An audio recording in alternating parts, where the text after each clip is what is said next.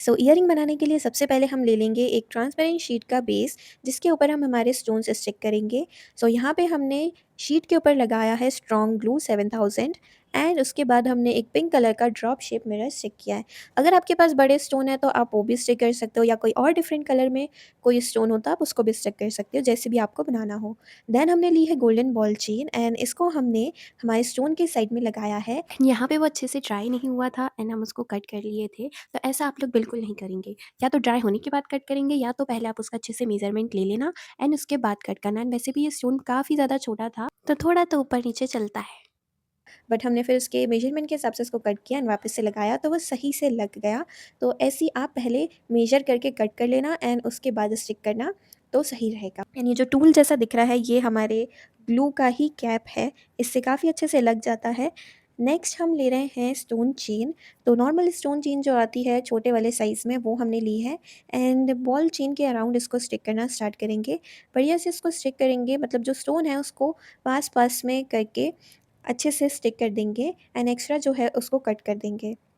अब ये जो स्टोन चेन है इसको भी लगाने के 2 वेज़ होते हैं, एक तो आप डायरेक्ट लगा दो तो बीच में थोड़ा गैप आएगा, नहीं तो आप स्टोन को थोड़ा पास करके लगाओ तो वो स्टोन और भी ज़्यादा अच्छे लगते हैं। देन हमने यहाँ पे लिया है कुंदन स्टोन्स, ये जो कवर वाले स्टोन्स आते हैं वो, ड्रॉप शेप हमने लिया उसको हमने ऐसे 3 पैटर्न में लगाया। देन हमने लिए हैं कुछ सर्कल स्टोन, पहले तो हम इसको ट्विज़र से लगा रहे थे जो कि इधर-उधर गिर रहा था, तो हमने वापस हमारा कैप लिया एंड उससे लगाया तो काफ़ी ज़्यादा अच्छे लगने लग गए। तो यहाँ पे हमने 4 बड़े स्टोन लगाए, फिर उसके बाद हमने छोटे वाले स्टोन यहाँ पे लगाना स्टार्ट किया। तो साइड-साइड से आप लगाते जाना तो जो मेज़रमेंट आएगा नीचे का सेंटर का वो सही आएगा। तो यहाँ पे 3 छोटे और लगाए एंड सेंटर में हमने एक और बड़ा स्टोन स्टिक कर दिया। देन इसको ड्राई होने के बाद कट करना है, ठीक है? जब वो ड्राई होगा उसके बाद, नहीं तो सब स्टोन इधर-उधर गिर जाएँगे। देन हमने एक चेन ली है, ये 1 मीटर की चेन थी जिसको हमने 3 पार्ट में डिवाइड किया एंड ये कट ही नहीं हो रही थी। आपने देखा होगा कितनी मुश्किल से वो कट हुई। तो यहाँ पे 3 इक्वल पार्ट में हमने इसको कट कर लिया। देन यहाँ पे हमने लिया है एक जंप रिंग। जंप रिंग तो आपको पता ही है, एक राउंड रिंग होती है, डिफरेंट साइजेस में मिलती है। यहाँ पे हम स्मॉल वाली यूज़ कर रहे हैं। और साथ में लिए हैं हमने घुंघरू, क्योंकि कश्मीरी इयररिंग्स में सबसे ज़्यादा बड़ा रोल इसी का है। तो नीचे साइड में हम एक साथ 3 लगाएँगे एंड ये भी लगाने में काफ़ी ज़्यादा इश्यू हो रहा था, क्योंकि एक तो मैं इसको पहली बार ही बना रही थी, तो जब हमने लगाया तो वो गिर भी रहा था बार-बार। बट हमने फिर इसको लगाया जैसे-तैसे। ऑफ कैमरा ना चीज़ें ज़्यादा अच्छे से हो जाती है, जैसी जब रिकॉर्डिंग की बारी आती है ना तो पता नहीं कुछ-कुछ चीज़ें बिगड़ने लग जाती है। एंड इस टाइम पे मेरे पास टूल्स उतने थे नहीं, ये एक ही टूल था एंड फिर हमने सिज़र का यूज़ करके इसको प्रॉपर अच्छे से लॉक किया कि ये गिरे ना। एंड मुझे लगता है इसलिए टूल्स बनाए भी गए हैं कि काम अपना ईज़ी हो।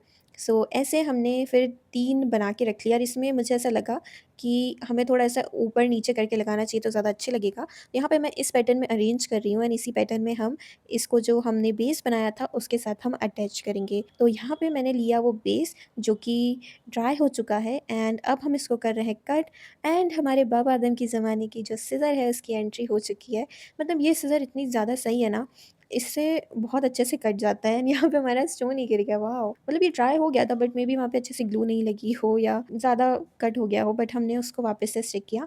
एंड यहाँ पे हम ले रहे हैं ये आई पिन जो होती है जिसमें होल रहता है वो, उसको हमने छोटे पीसेस में कट किया एंड इसको जो होल है उसको सामने की तरफ रखते हुए हम 3 स्टिक कर देंगे। एंड साथ ही हम एक ईयर स्टड भी स्टिक कर देंगे तो ये भी अच्छे से ड्राई हो जाएगा।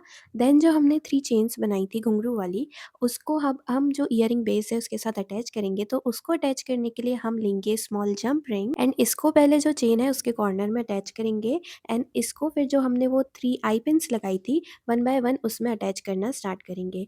तो जैसा हमने पैटर्न अरेंज किया था, 2 चेन जो है हमारी वो थोड़ी-सी बड़ी रहेगी और एक जो सेंटर में लगेगी वो वाली उन दोनों से बड़ी रहेगी। ओह! यहाँ पे शायद मैंने बड़ी-बड़ी 2 बार बोल दिया। मुझे ये कहना था कि साइड में जो चेन लगेगी, वो छोटी रहेगी एंड सेंटर वाली थोड़ी-सी बड़ी रहेगी।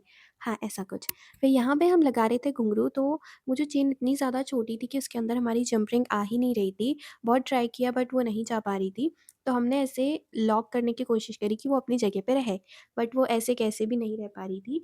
फिर हमने क्या किया कि इसको अच्छे से अरेंज कर लिया टेबल पे रख के एंड फिर हमने यहाँ पे फेविक्विक से इसको स्टिक किया। पहले तो हम ट्राई कर रहे थे अलग-अलग टाइप से, आप देख सकते हो कि हमने ट्राई किया, काफ़ी बार ट्राई किया कि उसमें लगे, बट नहीं हुआ, तो हमने फिर उसको अरेंज किया एंड फिर फेविक्विक से उसको अच्छे से स्टिक कर दिया। तो फेविक्विक इधर-उधर ना लगे ज़्यादा, तो मेरे पास एक राउंडर था, इसको मैंने फेविक्विक में डुबा-डुबा के बहुत ही अजीब-सा कर दिया है।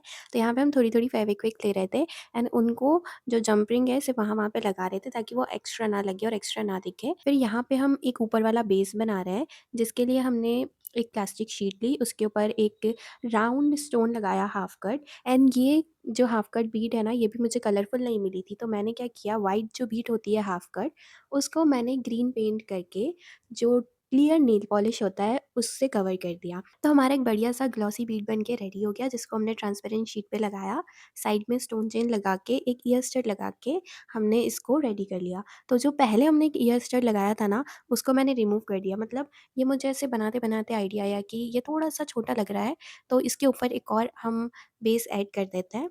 तो वो वाला मैंने उसी टाइम निकाल दिया था एंड फिर हमने यहाँ पे इनको जोड़ने के लिए दोनों में एक आई पिन लगाई एंड साथ में इनको जोड़ा एंड उसके बाद हमारे इयररिंग्स देखो कितने ही ज़्यादा प्यारे लग रहे हैं। देखो ये हमने फर्स्ट टाइम बनाना ट्राई किया था, तो उसके हिसाब से तो ये काफ़ी अच्छे बने हैं। हम इसे और बेटर बना सकते थे, जो कि हम नेक्स्ट पार्ट में बनाएँगे एंड मुझे और भी कुछ-कुछ आइडिया आए हैं। आप भी सजेस्ट कर सकते हो कि हम इसमें और क्या-क्या कर सकते हैं, कैसे बना सकते हैं। तो अगर आपको इसका नेक्स्ट पार्ट देखना है तो कमेंट करना पार्ट 2।